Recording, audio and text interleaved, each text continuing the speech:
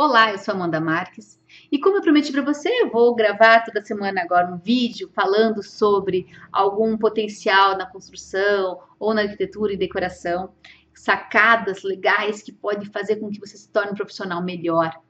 E é isso que eu vou fazer hoje. Hoje eu vou te passar uma sacada de como atingir o teu sucesso. Isso parece às vezes um pouco inatingível aos nossos olhos.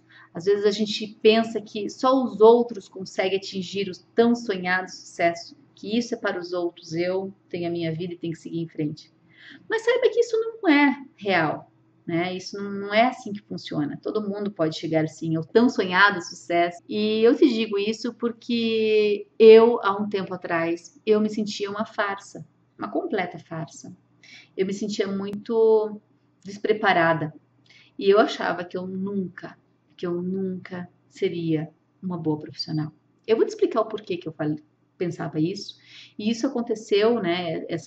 Esses sentimentos e essa postura que eu sentia aconteceram coisas na minha adolescência que fizeram com que eu pensasse dessa forma. E eu acredito que não foi só na adolescência, né? Eu acho que isso vem desde quando eu era criança. Mas eu já te conto essa história. Primeiro eu quero te falar o seguinte: quando a gente vai pensar na questão do sucesso em si, e não estou falando somente na área de arquitetura ou decoração de interiores, eu estou falando num geral, em toda e qualquer profissão. Existem três coisas que a gente tem que avaliar muito, né? Então eu posso pegar o 100% do sucesso e dividir em três partes.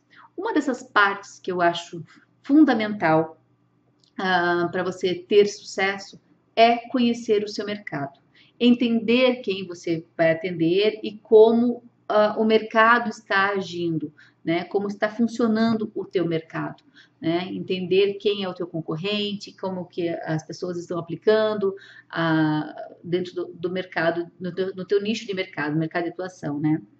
A segunda questão que você tem que compreender e saber fazer é utilizar um método eficaz que realmente funcione para o teu dia a dia. Que esse método seja claro, eficiente e que você consiga pegar um projeto do início e até o fim, numa sequência lógica e que realmente funcione. E a terceira parte não é sobre questões técnicas, mas sim sobre você. É como você faz a tua vida e o teu negócio, né? Às vezes a gente começa a colocar tabus e crer em coisas que fazem com que a gente saia do nosso foco, fazem com que a gente desvie a atenção para o que realmente é importante. E eu falo isso para você porque a gente tem uma vozinha interior, que é a nossa consciência, né, que muitas vezes acaba nos puxando para o lado errado, né? Às vezes ela nos apoia ou outras vezes ela não nos apoia. E você pode estar perguntando, essa vozinha, que vozinha é essa? É essa vozinha que está dentro de você que acabou de perguntar que vozinha é essa. E é importante a gente começar a avaliar sobre a maneira que a gente pensa, porque muitas vezes a gente olha para as pessoas e acha que as pessoas estão crescendo e se questiona por que ela cresce e eu não? Por que ela dá certo e eu não? Olha a vozinha falando e te puxando para baixo. Essa vozinha, ela é muito sacana, viu? Porque às vezes ela pode te levar a um grau de ansiedade, um grau de baixo astral que pode derrotar você. Eu vou te contar agora o que aconteceu comigo quando eu ainda era criança. Quando eu tinha os meus 5 para 6 anos, a minha mãe me colocou no primeiro ano do ensino fundamental. Acontece que todos os meus amigos de escola, eles tinham 6 anos para 7. E quando isso aconteceu, eu pequenininha, né, no meio dos grandões, eu não conseguia acompanhar. Porque quando a gente é pequenininho, a nossa mente ela não está totalmente formada ainda. Existem fases que a gente não pode pular. A gente tem que colocar as crianças na idade certa na escola para não atrapalhar o seu desenvolvimento. Então, existem estágios na vida da gente que não podem ser pulados. E isso estava acontecendo comigo. Eu estava ainda na fase ainda infantil, né, que eu queria desenhar, eu queria brincar, e eu estava lá aprendendo o alfabeto. E com isso, os meus amigos começaram a aprender a ler e eu não conseguia ler. Eu me sentia muito burra. Eu me sentia um fracasso, porque eu não conseguia entender e aprender aquilo que eles estavam aprendendo. Começaram a formar as sílabas, eu consegui entender o alfabeto. Quando eles aprendiam os números até o 20, eu conseguia aprender até o 10. E isso foi seguido por muito tempo. Quando eles aprendiam adição, eu não entendia. Quando eles aprendiam subtração, eu conseguia entender a adição. E eu sempre estava atrás, sempre estava atrasada, né? E com esse meu atraso, eu olhava e dizia assim, nossa, quando eu aprendia, né? Quando eu chegava ao ponto de aprender, aí eu dizia, nossa, como eu sou burra! Era tão fácil, por que eu não aprendi? Bom, isso aconteceu durante quase todo o meu período escolar. Eu sempre empurrava, né, os conteúdos com a barriga. Eu nunca fui uma aluna exemplar, a que só tirava 10. Pelo contrário, eu sempre fui aquela aluna mediana que ficava na média só, né? Mas mal sabia eu que isso era consequência da maturidade que me faltava. Se eu tivesse entrado na idade certa na escola, eu teria acompanhado os meus amigos de uma maneira natural. E aí, quando chegou no primeiro ano de ensino médio, aconteceu um boom, né? Tudo aquilo que eu carregava, aquele peso, aquela sobrecarga que eu carregava, estourou no primeiro ano do ensino médio. Porque eu fiz o primeiro ano do ensino médio e fiquei em recuperação. E minha mãe não deixou fazer a minha prova de recuperação. E eu acabei reprovando por 3 décimos, se eu não me engano. E como minha mãe queria que eu fosse uma pessoa bem instruída, ela me tirou de um colégio, eu estava estudando no colégio estadual na época, e me colocou num colégio muito forte, particular. E aí piorou muito mais, porque eu não entendia nada de inglês, né? E os meus amigos estavam aprendendo, não estavam aprendendo, eles estavam lendo livros de inglês. E eu estava lá no verbo to be ainda, né? Eu não sabia nada, porque no colégio estadual eu não tinha aprendido. E eu penei aquele ano, de verdade, né? Eu fiz o primeiro ano de novo, penando, né? Com muita dificuldade para conseguir alcançar as notas. E eu reprovei de novo, em inglês. E aí eu fui pela terceira vez fazer o primeiro ano. Eu estava fazendo já pós-graduação em primeiro ano. E com isso, com essa repetição de anos após ano, eu cheguei a um ponto de achar que eu não era capaz, que eu não sairia do primeiro ano, que eu não conseguiria chegar ao segundo ano, né? Com muita dificuldade, eu fiz de volta pela terceira vez o primeiro ano e aí finalmente consegui passar. Acredito eu que eu passei por conselho de classe, né? Porque o colégio realmente era muito forte. Mas enfim, eu fui para o segundo ano e aí no segundo ano eu saí, né? Nessa época, quando eu era pequena, eu morava em Blumenau. Eu nasci em Curitiba, mas eu fui morar em Blumenau quando eu pequena. Meu pai foi transferido para lá. E aí eu retornei para Curitiba com 18 anos. E aí eu fui estudar num outro colégio em que não era tão puxado. E aí as matérias do segundo ano se tornaram fáceis demais para mim. Eu acabava ensinando para os meus colegas. Só que eu já estava bem atrasada, né? Porque querendo ou não, eu fiz 3 vezes o primeiro ano. E eu lembro quando eu reprovei, quando eu fui para esse colégio forte e reprovei pela segunda vez o primeiro ano, eu me senti muito culpada, sabe? Porque o meu pai, ele não tinha o hábito de me apontar ou me cobrar as coisas, sabe? Meu pai tinha uma maneira muito sutil de me colocar no lugar. Ao contrário de que muitos pais fazem, de apontar e criticar e brigar, você reprovou, olha, você não estudou. Não, meu pai, ele tinha o hábito de se calar. E o calar-se dele, para mim, era como se ele me apontasse o dedo e me cobrasse por aquilo. E no ano que eu reprovei pela segunda vez, eu saí do colégio e eu lembro que aquele ano meus pais me mudaram então do colégio estadual para o particular e eles compraram todos os materiais que eu queria. A gente é adolescente, quando a gente é adolescente, a gente quer tudo bonitinho, né? Menina principalmente, quer tudo enfeitadinho. E eu lembro que naquele ano eu queria que o meu material fosse todo do Mickey.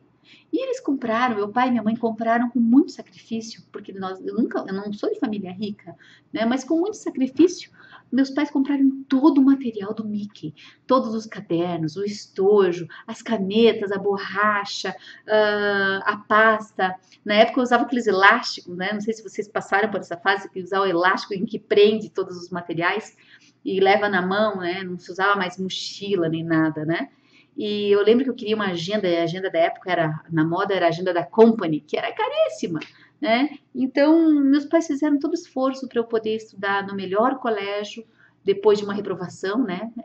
Eles achavam que eu saindo no colégio estadual e indo para um particular, eu teria mais condições de fazer uma vestibular, uma faculdade mais tarde. E eles, para me incentivarem, compraram todo o material que eu queria. E aí eu reprovei de novo. E eu lembro que naquele ano ainda meu pai me colocou num curso de inglês ainda, né, para tentar ajudar, porque ele via que eu não estava conseguindo ir em frente.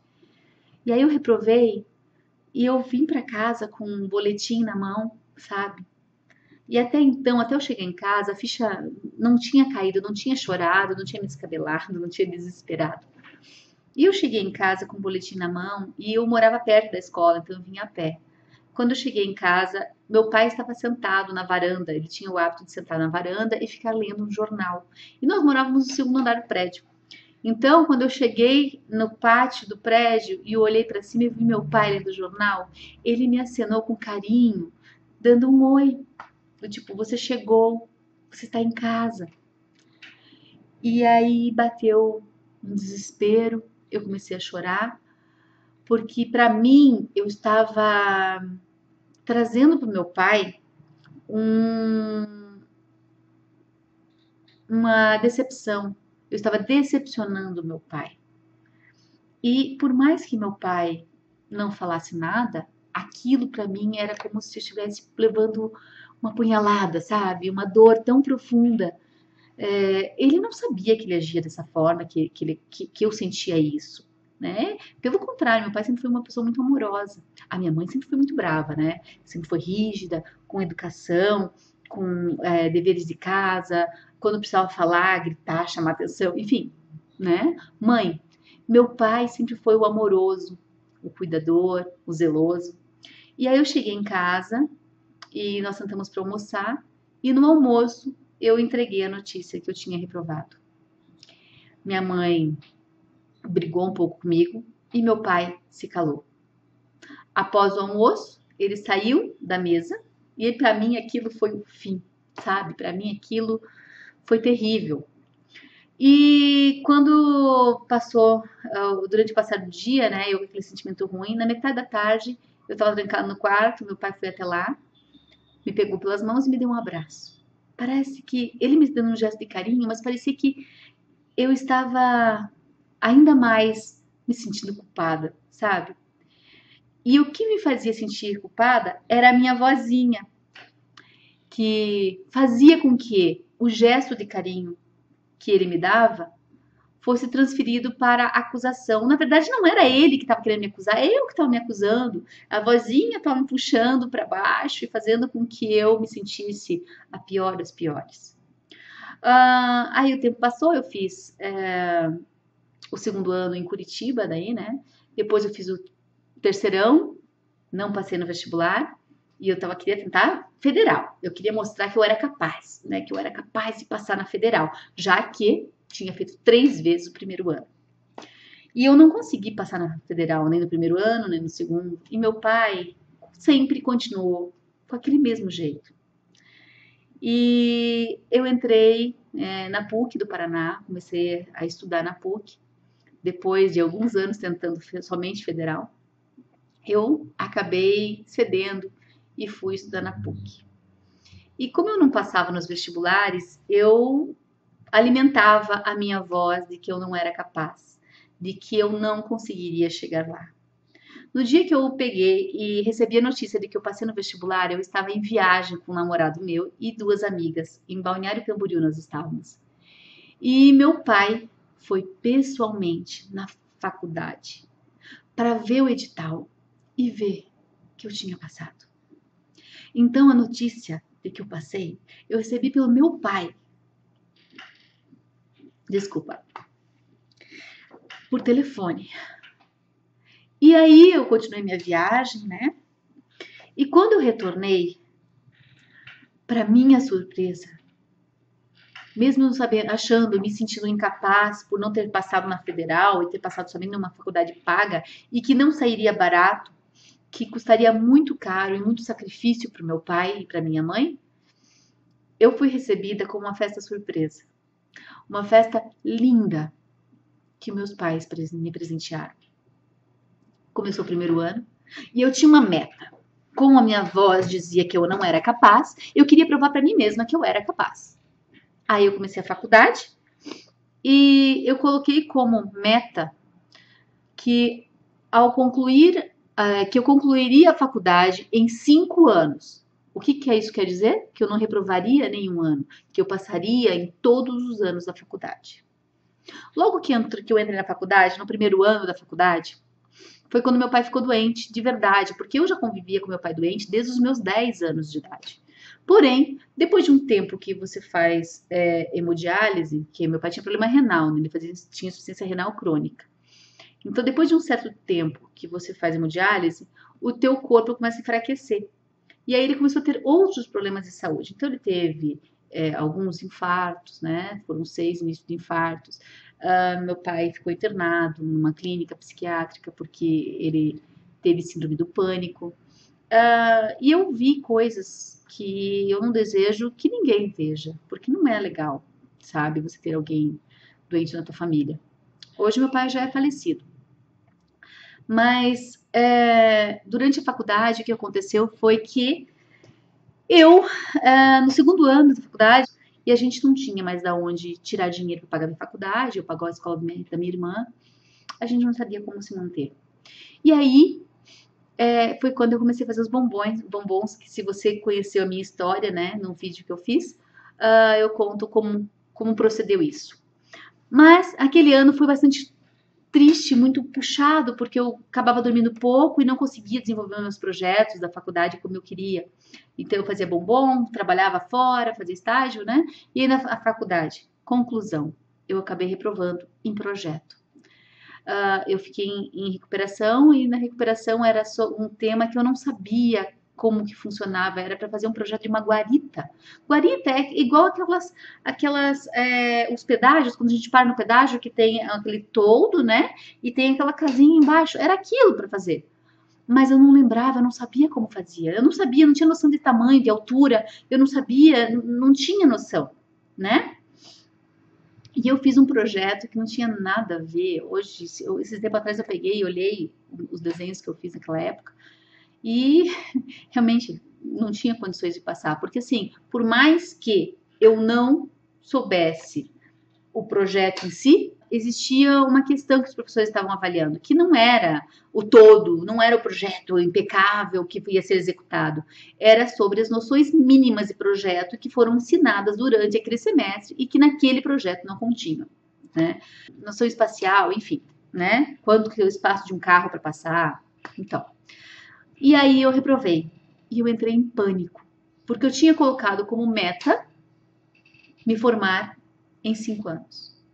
E a partir daquela reprovação e que eu não aceitei, os dias passaram a ser muito piores.